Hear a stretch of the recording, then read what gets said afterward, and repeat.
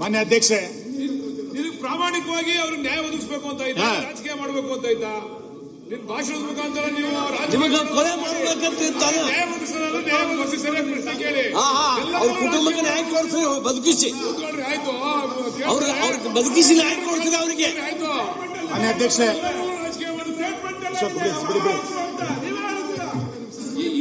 ಮೂರ್ ದಿನ ಏನ್ ಮಾಡ್ತಾ ಇದ್ದೀರಿ ನ್ಯಾಯ ಒದಗಿಸಕ್ಕೆ?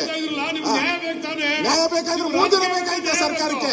3 ದಿನ ತೀರ್ಮಾನ ಕೊಡ್ಬೇಕಾಯ್ತು. 3 ದಿನದ ಕೂಡ ಏನ್ ಕೊಟ್ಟಿದ್ದಾರೆ ತೀರ್ಮಾನ? ಮಾನ್ಯ ಅಧ್ಯಕ್ಷೆ,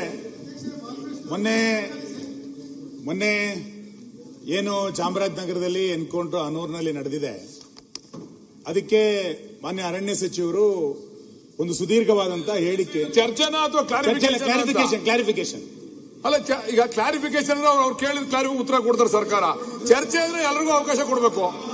ಈ ಕಡೆ ಅವ್ರಿಗೂ ಅವಕಾಶ ಕೊಡಬೇಕು, ಆ ಕಡೆ ನೀವೀಗ ನಿಮ್ಮ ಇಲಾಖೆಗೆ ಸಂಬಂಧಪಟ್ಟ ಬೇರೆ ಬೇರೆ ಮಾತಾಡಿ ನಾನು ಬೇರೆ ಬೇರೆ ಹೇಳ್ತೀನಿ. ನಾನು ಆಮೇಲೆ ತೊಂದರೆ ಇಲ್ಲ, ಒಂದ್ ನಿಮಿಷ, ತೊಂದರೆ ಇಲ್ಲ. ನೀವು ಮಾಡಿದ್ರೆ ಎಲ್ಲರೂ ಶಿಕ್ಷಾರ್ಹರು, ನೀವು ಸಚಿವರು, ನೀವು ಅಷ್ಟೇ. ನೀವು ಮಾಡಿ ನಮ್ಮ ಇಲಾಖೆ ಮೇಲೆ ಮಾತಾಡಿ, ಎಲ್ಲ ಇಲಾಖೆ ಮಾತಾಡಿ. ತಪ್ಪು ಮಾಡಿದ್ರೆ ತಪ್ಪು ಎಲ್ರದುವೆ. ನೀವು ಸಚಿವರು ಚರ್ಚೆನಾ ಕ್ಲಾರಿಫಿಕೇಶನ್? ರಾಮಲಿಂಗಾರೆಡ್ಡಿ ಸಂಬಂಧಪಟ್ಟಿದ್ದು ಕೇಳ್ತಾ ಇದ್ದೀವಿ. ಪ್ರಶ್ನೋತ್ತರ ಪ್ರಶ್ನೋತ್ತರ ಆದ್ಮೇಲೆ ಪ್ರಶ್ನೋತ್ತರ. ಮಾನ್ಯ ಅಧ್ಯಕ್ಷರೇ, ಸಂಕ್ಷಿಪ್ತವಾಗಿ ಕೇಳಿ, 2 ನಿಮಿಷ ಮುಗಿಸ್ತೀನಿ.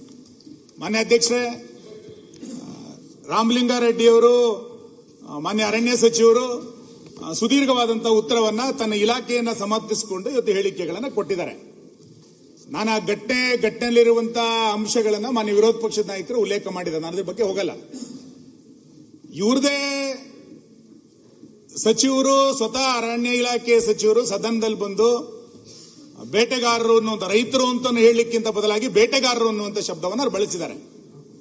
ಆ ಭಾಗದ ರೈತರನ್ನ ಬೇಟೆಗಾರರು ಅನ್ನುವಂಥ ಶಬ್ದವನ್ನ ಬಳಸಿ ಅರಣ್ಯ ಇಲಾಖೆಯವರ ರಕ್ಷಣೆಗೋಸ್ಕರ ಗುಂಡು ಹಾರಿಸಿದೀವಿ ಎನ್ನುವಂತ ಮಾತನ್ನ ಅವ್ರು ಹೇಳಿ ಅದನ್ನ ಸಮರ್ಥಿಸಿಕೊಂಡ್ರು.